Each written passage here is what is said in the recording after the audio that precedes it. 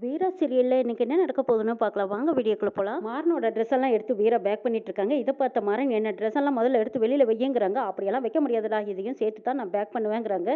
அதுவும் இங்கேயும் வைப்பேன், எங்க வேணாலும் தள்ளுவேங்கிறாங்க வீரா.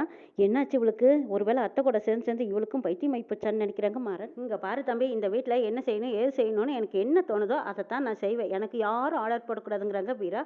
அப்ப அந்த டைவர்ஸ் பத்திரத்துல கையெழுத்துங்கிறாங்க மாறன். கையெழுத்து கேட்டேன், அது எங்க எப்போ வாங்கணும்னு எனக்கு தெரியும், அது வரைக்கும் என்னை யாரும் டிஸ்டர்ப் பண்ணக்கூடாது சரியா அப்படின்னு வீரா கேட்கும். பெரிய இவன் மாதிரி என் கழுத்துல தாலி கட்டினல அனுபவ வீடான்னு சொல்லிட்டு போறாங்க வீரா. ஏ நில்லு, என்ன உன் போக்கு ஒரு மாதிரியா இருக்கு, முன்னாடி இந்த மாதிரி எல்லாம் நீ நடந்துக்கிட்டே கிடையாது, ஏன் இப்படி பண்ணிட்டு இருக்கேன்னு கேட்குறாங்க. ஆமாடா, இனிமேல்லாம் இப்படிதான், நீங்களாம் என்கிட்ட எந்த கேள்வியும் கேட்கக்கூடாது சரியான்ட்டு போறாங்க வீரா.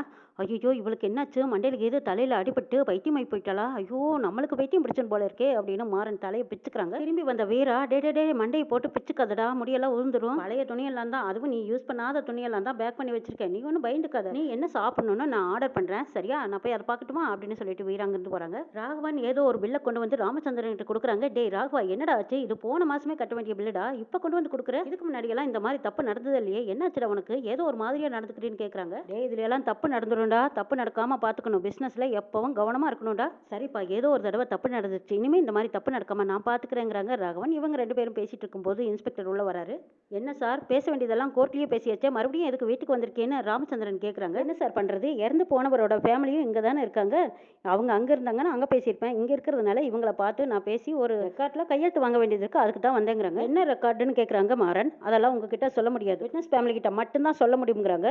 என் வீட்லேயே வந்து திமிரா பேசுறியா அப்படின்னு மாறனுக்கு சரியான கோவம் வருது. இன்ஸ்பெக்டர் அடிக்க போகிறாங்க. டே மாறா, கொஞ்சம் அமைதியாரடா அப்படின்னு வள்ளி தடுத்து நிறுத்துறாங்க. சார் உங்கள் பையன் ரொம்ப துளறாரு, கேஸ் ஒன்றும் முடியல, அதை ஒன்றும் மறந்துடாதீங்க சொல்லி வைங்கிறாங்க இன்ஸ்பெக்டர். ஏதாவது பிரச்சனை பண்ணினீங்கன்னா நான் தூக்கி உள்ளே வச்சிருவேன், ஆர்டரோட தான் வந்திருக்கேங்கிறாங்க இன்ஸ்பெக்டர்.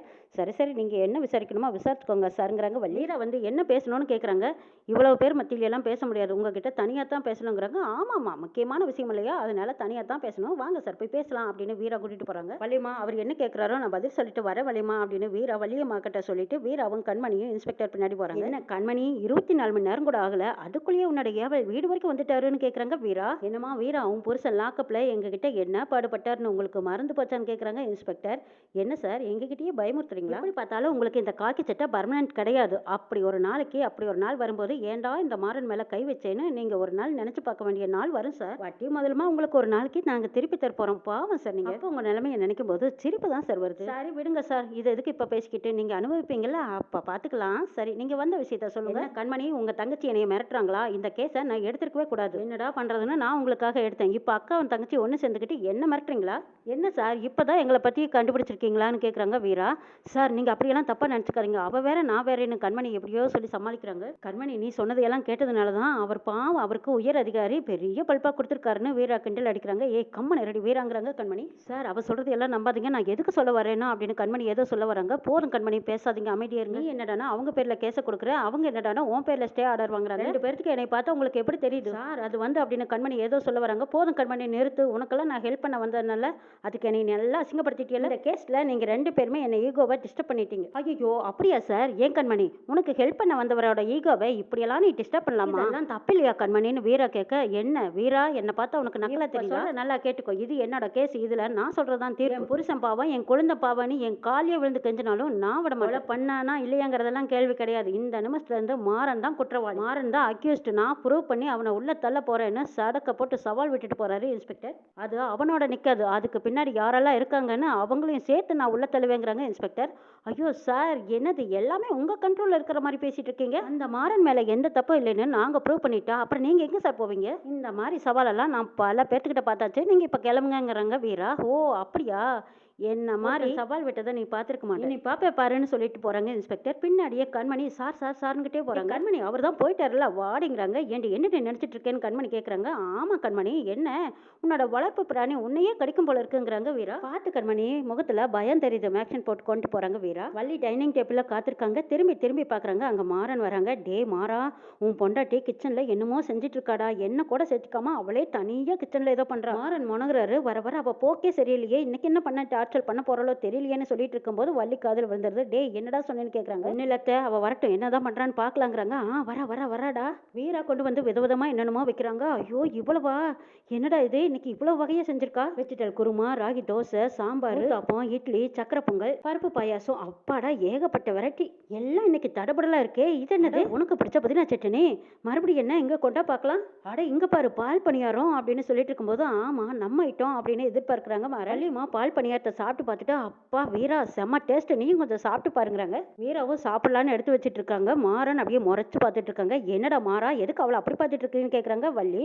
ஆமாம் அவளுக்கு பால் பணியாரம்னா பிடிக்காதாத்தே, சாப்பிட்டாவே வாந்தி வருதுன்னு சொல்லுவாளேங்கிறாங்க. ஆமாம் முன்னாடி எல்லாம் பிடிக்காது, ஆனால் இப்போ பிடிச்சிருக்கு. என்ன பண்ணுறது, நேற்று ஒரு விஷயம் பிடிக்கலனா அதே விஷயம் திரும்ப பண்ணும்போது மனசுங்கிறது நாளுக்கு நாள் மாறத்தானே செய்யும். வீரா மாறனுக்கு பால் பணியாரம் பிடிக்கும்னு தான் செஞ்சியான்னு கேட்குறாங்க வள்ளியம்மா. அடடே அவனுக்கு பிடிக்குமா, எனக்கு அப்படி ஒரு விஷயம் தெரியவே தெரியாதுங்கிறாங்க. அட தெரியாம தான் அவனுக்கு பிடிச்சதை செஞ்சியான்னு கேட்குறாங்க வள்ளி. அம்மா நான் எனக்காகத்தான் செஞ்சேன், மாறன் உனக்கு பிடிக்கும்னா நீயே சாப்பிடு. வீரா மாறனுக்காக பரிமாறுறாங்க. போதுங்கிறாங்க. மாறன் டேய் உனக்கு பிடிக்கும்னா அது நீ எவ்வளோ சாப்பிடுவேன்னு எனக்கு தெரியும், பேசாம சாப்பிட்றான்னு பரிமாறுறாங்க. நிறைய எடுத்து வைக்கிறாங்க. வீராவையே பார்க்குறாங்க. மாறன் ஏன்டா அவளை அப்படி பார்த்துட்டு இருக்க, உனக்கு பிடிச்சதை எடுத்து வச்சிருக்கா, நிறைய சாப்பிட்றாங்கிறாங்க வள்ளி. எனக்கு என்ன நடக்குதுன்னே புரியலைங்கிறாங்க. ஆமாம் பால் பணியாரம் ரொம்ப ருசியாக இருக்குதுடா, புரியல பேசாம சாப்பிட்றாங்கிறாங்க வள்ளி. ஆமாம் பால் பணியாரத்தை நான் பார்த்ததே இல்லை பாரு அப்படின்னு மாறன் வள்ளிக்கிட்ட சொல்லவும் டேய் சாப்பிட்றா அப்படின்னு செல்லமாக கொஞ்சுறாங்க. மாறன் சாப்பிட்டு பார்க்குறாங்க. டேய் எப்படிடா இருக்கு அப்படின்னு வள்ளி கேட்க நல்லா தான் இருக்குங்கிறாங்க மாறன். அப்புறம் என்னடா நல்லா அள்ளி சாப்பிடு, குருவி மாதிரி கொறிச்சிக்கிட்டே இருக்கேன். அங்கே ராமச்சந்திரன் வந்துடுறாங்க. வந்ததும் அப்படித்தான் ஊட்டி விட்டு வளர்த்துடும் வள்ளி, ஏன் சேர்ல உட்கார வச்சிருக்கேன், அப்படியே மடியில் படுக்க வச்சுக்க வேண்டியதானே, ஒன்றும் தெரியாத குழந்தை பார்த்தியா, மடியில் படுக்க வச்சு கை காலை அமுத்தி விட்டு அப்படியே ஊட்டி விட வேண்டியதானே. அண்ணே ஏனே இப்படி எல்லாம் பேசுறேன்னு கேட்குறாங்க வள்ளி. ஆமா வள்ளி இப்படி செல்லம் கொடுத்து தான் அவன் இந்த நிலைமைக்கு நம்ம எல்லாத்தையும் கொண்டு வந்து விட்டுருக்கான். அவெல்லாம் போலீஸ் எல்லாம் என்னை பார்த்து பேசுறதுக்கே பயப்படுவாங்க, எனக்கு நேரம் நின்று கூட பேச மாட்டாங்க. ஆனா இன்னைக்கு இன்வெஸ்டிகேஷன் சொல்லிட்டு வீடு தேடி வந்திருக்காங்க. இதை செய்யுங்க அதை செய்யுங்கன்னு ஒரு இன்ஸ்பெக்டர் என்னை பார்த்து ஆர்டர் போட்டுக்கிட்டு இருக்கான். இதெல்லாம் பார்க்கும்போது எனக்கு அசிங்கமா இருக்கு வள்ளி. ஆனா இங்க என்னடானா எந்த கவலையும் இல்லாம பால் பணியாரம் சாப்பிட்டுட்டு இருக்கான். சாப்பிடுப்பா நல்லா சாப்பிடுங்கிறாங்க ராமச்சந்திரன். மாமா ஒரு பிரச்சனை வருதுங்கிறதுக்காக அதையவே நம்ம எந்த நேரமும் யோசிச்சுட்டு இருக்க முடியுமா மாமா, இதெல்லாம் ஒரு வாழ்க்கையா, மாறன் இப்ப என்ன தப்பு செஞ்சுட்டாருன்னு அவர் இப்படி பேசிட்டு இருக்கீங்க, சும்மா எதுக்கு அவரை திட்டிக்கிட்டே இருக்கீங்கன்னு கேக்குறாங்க வீரா. அப்படி கேளுமாங்கிறாங்க வள்ளி. என்னமா நீயும் வள்ளி மாதிரியே மாறனுக்காக சப்போர்ட் பண்ணி பேசுற. மாமா நான் சப்போர்ட் எல்லாம் பண்ணல, நியாயத்தை தானே பேசுறேன், சமைச்சது நான், சாப்பிட சொன்னது நான் தான், பேசாம அவர் பாவம் அமைதியா சாப்பிட்டுக்கிட்டு தானே இருக்காரு, அதுக்காகவெல்லாம் நீங்க திட்டுவீங்களா மாமா, ஒரு தப்பு செஞ்சா அப்ப திட்டுறது சரிதான், ஆனா அதுக்காக லைஃப் லாங்கும் திட்டுறது சரியா மாமா, சரியா இருக்குமா, இந்த மாதிரி சிச்சுவேஷன்ல நாம தான் அவருக்கு சப்போர்ட்டா இருக்கணும், ஆனா எதுக்கு எடுத்தாலும் அவரை மட்டம் அடிச்சு பேசக்கூடாது, இனிமே அவர் இப்படி எல்லாம் பேசாதீங்க மாமாங்கிறாங்க வீரா.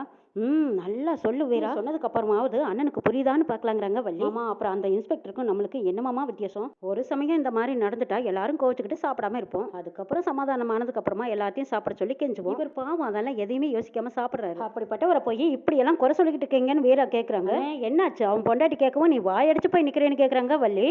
ஆமா அவன் பொண்டாட்டியும் நீயும் அவனுக்கு சப்போர்ட் பண்றீங்களா வள்ளி, ஒன்றும் சப்போர்ட் பண்ணல, சரியா தான் பேசிட்டு இருக்கோன்னு வீரா சொல்றாங்க. எனக்கு சாப்பாடு வேண்டாங்கிறாங்க மாறன். டேய் இதெல்லாம் ஒரு பெரிய விஷயமா எடுத்துக்குவியா, பேசாம சாப்பிடு மாறா, இனிமே மாமா மட்டும் இல்ல உன்னை யாரும் இனி இந்த மாதிரி பேச மாட்டாங்க, நீ சாப்பிடுங்கிறாங்க. மாமா பால் பணியாரம் பண்ணியிருக்கேன் நீங்க சாப்பிட்றீங்களாங்கிறாங்க. ராமச்சந்திரன் முறைச்சிக்கிட்டே அதெல்லாம் ஒன்றும் வேண்டான்ட்டு போறாரு. ராகவன் கண்மணி ரெண்டு பேரும் அங்கே வர்றாங்க. மாமா பால் பணியாரம் பண்ணியிருக்கேன் சாப்பிட்றீங்களாங்கிறாங்க. ராகவன் வேண்டாங்கிறாங்க. கண்மணி உனக்கு பால் பணியாரம்னா பிடிக்குமில்ல சாப்பிட்றியான்னு கேட்குறாங்க. எனக்கு ஒன்றும் ஸ்வீட் எல்லாம் வேண்டாங்கிறாங்க. ஆமாம்மா நீ இப்போ இருக்கிற மைண்ட் செட்டில் உனக்கு ஸ்வீட் பிடிக்காதுல்ல, சுடுதண்ணி மாதிரி உனக்கு காரமாக ஏதாவது செஞ்சு கொடுக்கட்டுமா வீரா கேட்கவும் கண்மணி வீராவை முறைச்சு பார்த்துட்டு போறாங்க. வீரா பேசுறது எல்லாமே மாறனுக்கு புரியாத புதிரா இருக்கு. இவளுக்கு என்னாச்சு காலையிலேருந்து ஒரு மாதிரியா பேசிட்டு இருக்கான்னு நினைக்கிறாங்க மாறன். கண்மணி அவங்க ரூம்ல உட்காந்து யோசிச்சுட்டு இருக்காங்க. அங்கே ராகவன் வராங்க. என்ன கண்மணி ரெஸ்டா, கண்மணி நம்மளுக்குள்ள பர்சனல்னு எதுவுமே கிடையாது, எல்லா விஷயத்தையும் நம்ம ரெண்டு பேரும் ஷேர் பண்ணிக்கிறோம்லங்கிறாங்க. ஆமாங்க யார் என்ன சொன்னாலும் என்கிட்ட நீ சொல்லிடுவே ஆனா அப்படின்னு இழுக்கிறாங்க ராகவன். என்னாச்சுங்க நான் ஏதாவது உங்ககிட்ட மறைச்சிட்டுனாங்கிறாங்க. நீ மறைக்க மாட்டே ஆனா சொல்ல மறந்துருப்பியா இருக்குங்கிறாங்க. நான் எதையுமே உங்ககிட்ட மறைக்கலையேன்னு சொல்றாங்க கண்மணி. இல்ல உன்னையும் வீராவையும் அந்த இன்ஸ்பெக்டர் நம்ம வீட்டுக்கு வந்து தனியா கூட்டிட்டு போய் விசாரிச்சுக்கிட்டு இருந்தார்ல, அது என்னங்கிறத நீ இன்னும் இது வரைக்கும் என்கிட்ட சொல்லவே இல்லையே கண்மணிங்கிறாங்க. அந்த கேஸை பத்தி நீ ஸ்டே வாங்குறதா சொல்லிட்டு இருந்தியல, அதை பத்தி என்ன சொன்னாரு இன்ஸ்பெக்டர்னு கேட்குறாங்க. ஆமாங்க அந்த இன்ஸ்பெக்டர் சொன்னதையே தான் சொல்லிட்டு இருக்காரு, எங்க அண்ணனோட சாவுக்கு உங்க தம்பி காரணமா இருக்காருன்னு எனக்கு வருத்தம் இருக்குங்க, அதுக்காக அவரை லைஃப் லாங் ஜெயில வச்சு பார்க்கணும்னு கண்டிப்பா நான் நினைக்கலைங்க, அப்படி நினைச்சிருந்தா நான் ஸ்டே வாங்க அப்ளை பண்ணிருக்க மாட்டேன்ல. என்னாச்சு இவர் என்ன தேவையில்லாம கேள்வி கேட்கிறாருன்னு நினைக்கிறாங்க கண்மணி. எல்லாருமே ஃபீல் பண்றதை பார்த்துட்டு தான் அவர் இந்த கேஸ்ல இருந்து வெளியில கொண்டு வரணும்னு நானும் ஸ்டே வாங்கணும்னு அப்ளை பண்ணாங்க, அதுதாங்க நம்ம குடும்பத்துக்கு நல்லது, அதனால தான் நான் இன்ஸ்பெக்டர் கிட்ட போய் பேசினேன். வீராவும் அதை பத்தி தான் பேசினான். ஆனா அந்த இன்ஸ்பெக்டர் தப்பு செஞ்சவங்க யாரா இருந்தாலும் நான் விட்டு வைக்க மாட்டேன், தண்டனை வாங்கி கொடுக்கறதுல உறுதியா இருக்கேன்னு என்ன பார்த்து சவால் விட்டுட்டு போறாருங்க. அவரு மாறின மட்டும் சொல்லியிருந்தா பரவாயில்ல, பொத்தாம் பொதுவில் யாரா இருந்தாலும் விட மாட்டேன்னு என்கிட்ட சொல்லிட்டு போறாருங்க. ஒருவேளை நாங்க எல்லாரும் மன்னிச்சா கூட அந்த ஆள் மன்னிக்க மாட்டாராமே, இந்த கேஸை இன்னும் ஸ்ட்ராங்கா ஒழுங்கா விசாரிச்சு இதுக்கு பின்னாடி யாரெல்லாம் இருக்காங்கன்னு அவங்களுக்கு கண்டிப்பா தண்டனை வாங்கி கொடுக்காம விடமாட்டாருன்னு சொல்லிட்டு போறாருங்க. சரிங்க, அதுக்கு மேல என்ன நடந்தாலும் நாம என்ன செய்ய முடியும், பாத்துக்கலாம் விடுங்கன்ட்டு போறாங்க கண்மணி. ராகவன் எங்க கண்டுபிடிச்சிருவாரோன்னு பயத்திலேயே யோசிச்சுட்டு இருக்காங்க. மாறனும் வீராவும் கடைக்கு வந்திருக்காங்க. வீரா மாறனையே பார்த்துட்டு இருக்காங்க. மாறன் அவங்க வேலையை அவங்களா செஞ்சுட்டு இருக்காங்க. கடையில வேலை செஞ்ச பொண்ணு ஒரு 5-6 பொண்ணுங்களை கூட்டிட்டு வராங்க. அண்ணே, இவங்க எல்லாம் கடையில சேல்ஸ் பண்றதுக்காக வந்திருக்காங்க. அவங்களுக்கு எப்படி சேல்ஸ் பண்றதுன்னு நீங்க சொல்லி கொடுங்கங்கிறாங்க.